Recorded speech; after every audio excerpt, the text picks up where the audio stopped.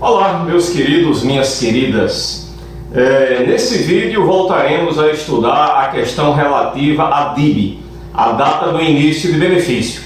No entanto, aqui inicialmente, vamos voltar a tratar da questão do prazo de duração do salário e maternidade, porque no finalzinho da aula passada nós prometemos isso, não é isso? No finalzinho do vídeo anterior. O que é que nós falamos no vídeo anterior? Dissemos: olha, quando o fato gerador do salário e maternidade for o parto, o prazo de duração do salário e maternidade é de 120 dias. Mas dissemos, em situações excepcionais, mediante atestado médico, esse prazo de duração poderá ser aumentado de 2 semanas, antes e ou depois do final do prazo de duração. Aí vamos ver aqui, nesse sentido, aqui a instrução normativa número 77 do INSS, porque é exatamente essa norma complementar, que é uma instrução normativa, mas que regulamenta direitinho como é que isso vai ocorrer. Aqui nós temos o artigo 343 da instrução normativa número 77, que é uma instrução normativa do INSS. Aí aqui nesse parágrafo 3º dessa instrução normativa, vejamos o que é que diz, né? Não é no parágrafo 3º, é no parágrafo 6º, beleza? Diz: em casos excepcionais, está vendo aqui, os períodos de repouso anterior e posterior ao parto, esses períodos de repouso a que se trata aqui, é exatamente o período de salário e maternidade, podem ser aumentados em 2 semanas mediante atestado médico específico. Então vejam que esse aumento de 2 semanas tanto pode ocorrer num prazo anterior ao parto como posterior, ou seja, depois que terminar os 120 dias de salário e maternidade, aumentar mais 2 semanas. Aí aqui o parágrafo 8º desse artigo 343 da IN 77 do INSS vai definir que situações são estas em que o prazo de duração do salário e maternidade, no caso de parto, poderá ser aumentado 2 semanas. Aí diz aqui o parágrafo 8º: a prorrogação prevista no parágrafo 6º e 7º deste artigo compreende situações em que existir algum risco para a vida do feto, ou seja, a criança que está na barriga da mãe, ou risco para a vida da criança que já nasceu, ou risco para a vida da própria mãe, conforme certificado por atestado médico, sendo que, nas hipóteses em que o pagamento é feito diretamente pela Previdência Social, o benefício somente será prorrogado mediante confirmação desse risco pela perícia médica do INSS. Então, em caso de parto, qual é o prazo de duração do salário e maternidade? 120 dias. Porém, nessas situações excepcionais, que é quando há risco para a vida do feto, risco para a vida da criança, ou risco para a vida da própria segurada, nessas situações excepcionais, o prazo de duração pode ser aumentado 2 semanas. Olha, 2 semanas dá 14 dias.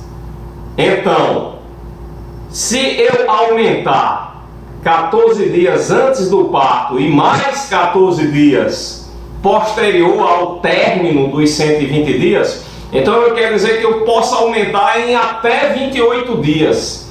Então quer dizer que um salário e maternidade, nessas situações excepcionais, ele pode durar até 148 dias, que seria 120 mais 28 igual a 148. Então aqui, isso que eu prometi no final do vídeo anterior. E no vídeo anterior, eu também falei aqui da questão da empresa cidadã, né?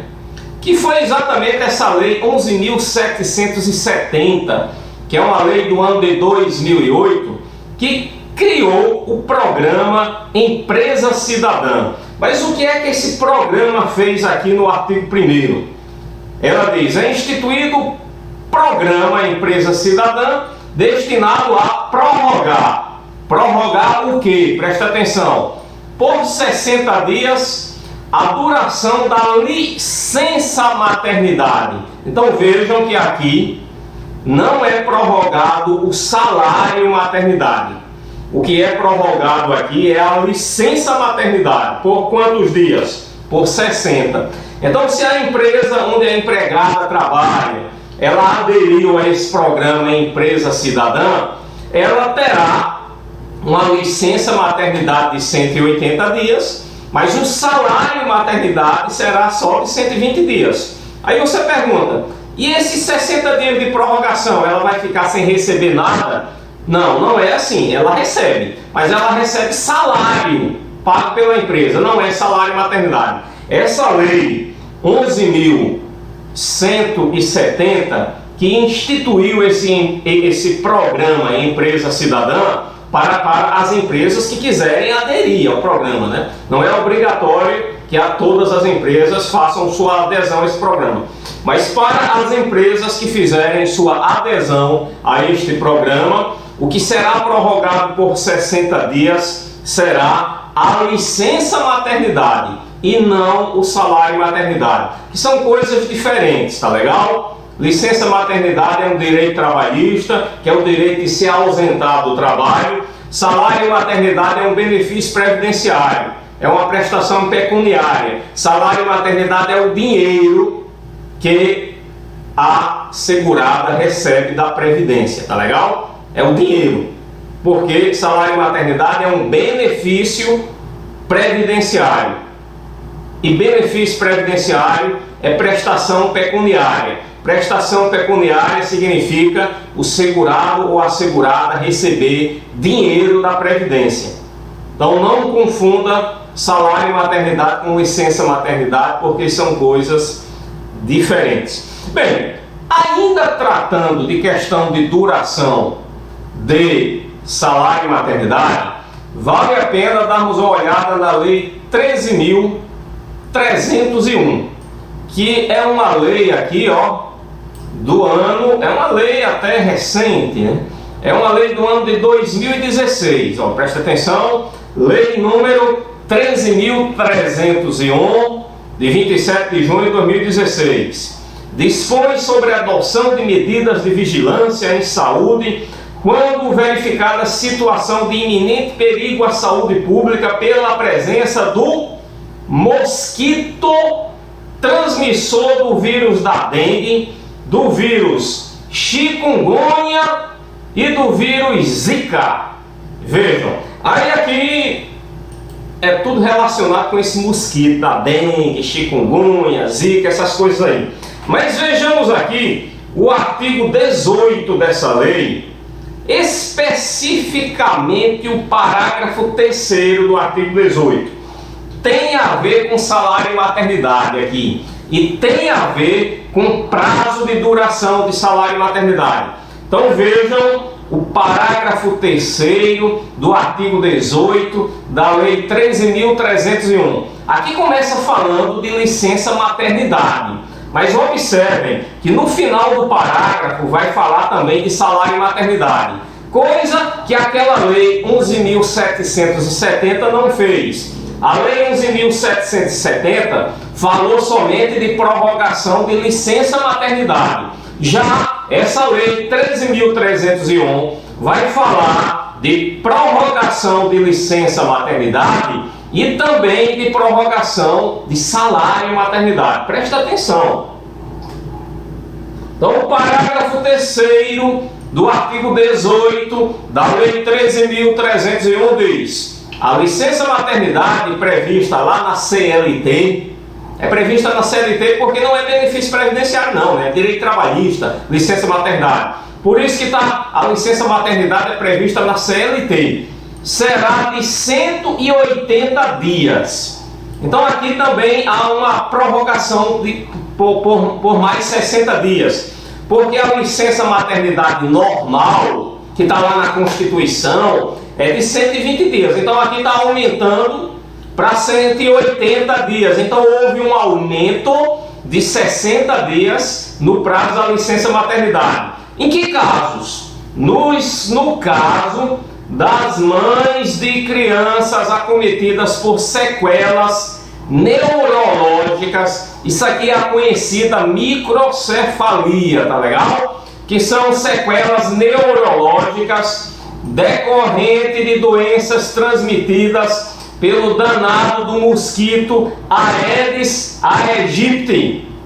E observe aqui o final. Assegurado nesse período o recebimento do salário maternidade previsto no artigo 71 da Lei 8.213. Então, aqui, quando uma segurada da Previdência der à luz uma criança acometida de microcefalia, que são essas sequelas neurológicas decorrentes de doenças transmitidas pelo medonho do mosquito Aedes aegypti, então nesses casos, tanto a licença maternidade como também o salário maternidade será de 180 dias, tá legal? Você anotou na caderneta, isso é uma situação excepcional.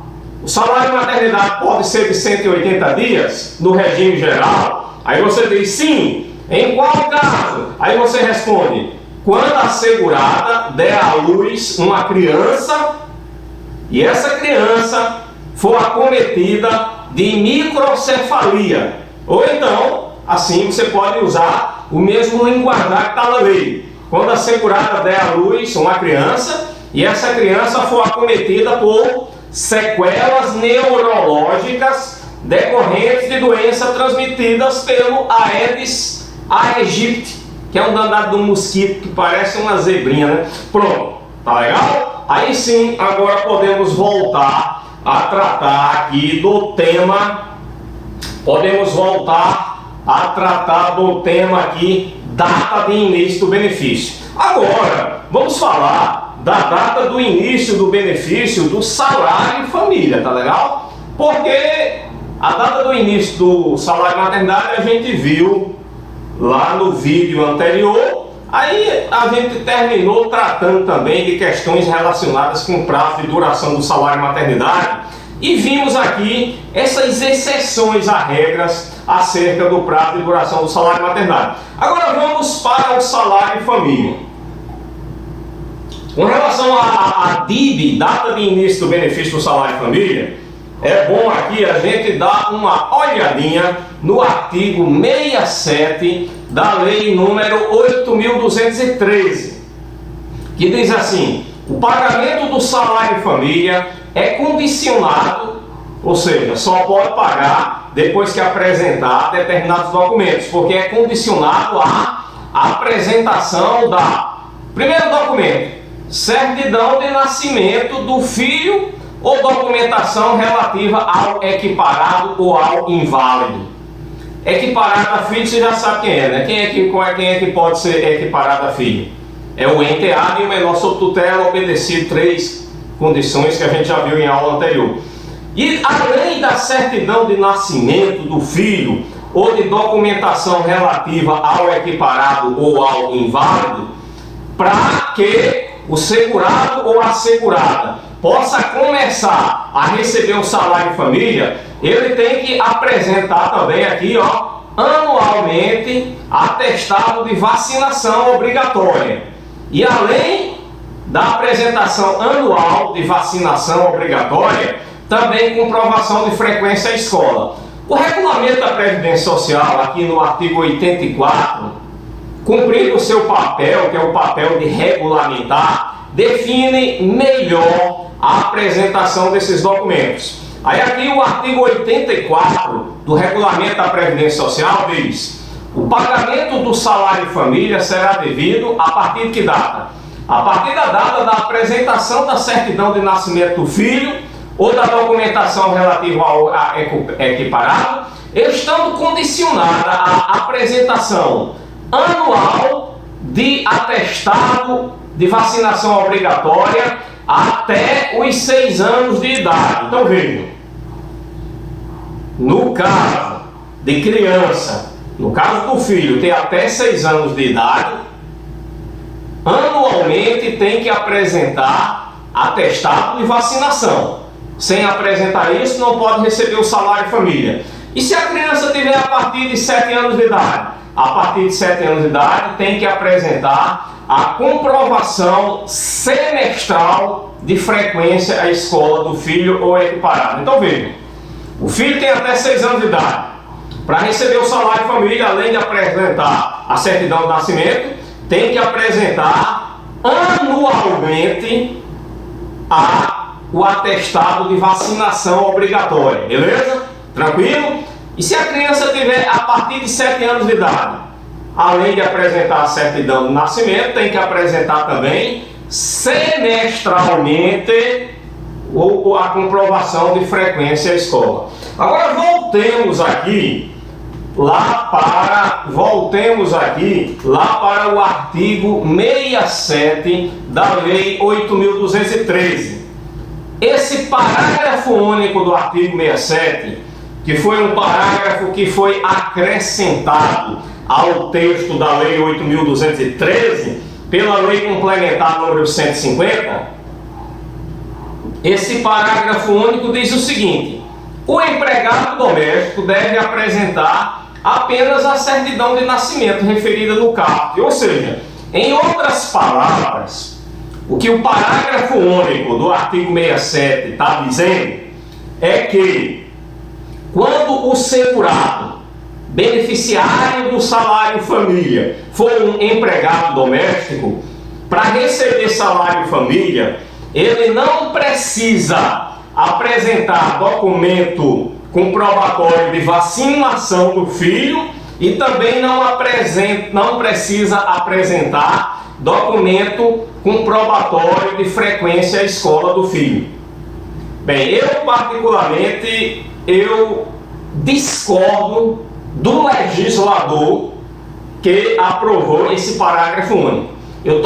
Não devia nem estar entrando nesse detalhe, né? Porque para você pouco interessa o que o professor concorda ou que discorda, né? O que interessa é o que está na lei, e o que está na lei é o que vai cair na prova. Mas aqui, qual foi a mensagem que o legislador passou aqui, né? É filho de empregado doméstico, nem precisa ir para a escola, nem precisa se vacinar. Foi mais ou menos isso que ele quis dizer, né? Porque quando você condiciona o recebimento do salário família à apresentação do atestado de frequência à escola e do atestado de vacinação, aqui o legislador está fazendo um bem à criança. Porque o pai da criança tem interesse em receber o salário família, aí ele vai se interessar também em botar o menino na escola e em dar a vacina para o menino não pegar as doenças. Mas aqui, no caso do empregado doméstico, quando libera geral, aí aqui é um incentivo para que o empregado doméstico não bote o menino na escola, nem dê a vacina para o menino. Bem, mas aqui foi só um parêntese que eu abri. Para fins de prova, o que você tem que botar dentro da sua cachola aí é o seguinte: quando o beneficiário do salário família for empregado doméstico, não precisa apresentar atestado de vacinação, nem documento de comprovação de frequência à escola do menino. Não precisa. Basta apresentar a certidão de nascimento do menino. Aí já recebe o salário família. Mas não sendo empregado doméstico, por exemplo, sendo empregado ou trabalhador avulso, ou então aposentado por invalidez, aposentado por idade, ou os demais aposentados a partir dos 65 anos de idade se homem ou a partir dos 60 se mulher. Ou seja, para esses outros beneficiários do salário família, além de apresentar a certidão de nascimento, tem que apresentar também atestado de vacinação, se a criança tiver até 6 anos de idade, e comprovação de frequência à escola, se a criança tiver a partir de 7 anos de idade. Aí aqui, conforme o regulamento da Previdência Social diz, a frequência à escola, a comprovação de frequência à escola deve ser semestral e o atestado de vacinação deve ser anual. Então, aqui fica a DIB do salário família. A DIB do salário família, ou seja, a data do início do salário família, é a data em que for apresentados esses documentos aqui, dos quais nós fizemos referência. Agora vamos para mais um benefício. Agora é a pensão por morte. Para vermos qual é a DIB da pensão por morte, vamos dar uma olhada aqui no artigo 74 da Lei número 8.213, que diz o seguinte: a pensão por morte será devida ao conjunto dos dependentes que falecer, aposentado ou não, a contar da data do óbito, quando a pensão por morte for requerida até 90 dias deste. Ou seja, morreu o segurado. Se dentro do prazo de 90 dias, contados a partir da data do óbito, se dentro do prazo de 90 dias, contados a partir da data do óbito, os dependentes derem entrada no requerimento da pensão por morte, a data do início da pensão por morte será a data do óbito. Será a data do óbito, ou seja, retroage para a data do óbito. Exemplo, o segurado morreu. Aí 80 dias depois que o segurado morreu, a esposa do segurado, que era a única dependente, foi detectada. A esposa do segurado, que era a única dependente, requereu a pensão por morte. 80 dias depois do óbito. Aí nesse caso, a pensão por morte retroage para a data do óbito. O salário, a pensão por morte será paga desde a data do óbito. E se demorar mais de 90 dias? Bem, se demorar mais de 90 dias, é o seguinte, a DIB, que é a data do início do benefício, continua sendo a data do óbito. Agora, a data do início do pagamento será a partir da data do requerimento. E quem explica isso direitinho aqui, é o regulamento da Previdência Social. Vejamos aqui, é o artigo 105.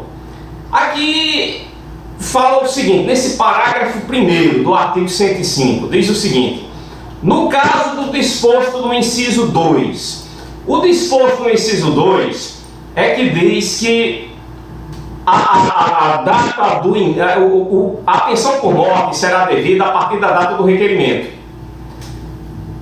Agora, o parágrafo 1º desse artigo 105 diz assim: no caso do disposto no inciso 2, a data do início do benefício será a data do óbito, aplicados os devidos reajustamentos até a data do início do pagamento, não sendo devida qualquer importância relativa ao período anterior à data de entrada do requerimento. Ou seja, o regulamento da Previdência Social aqui, ele faz uma distinção, uma diferença entre DIB e DIP. O que é DIB? É data do início de benefício. O que é DIP? Data do início do pagamento.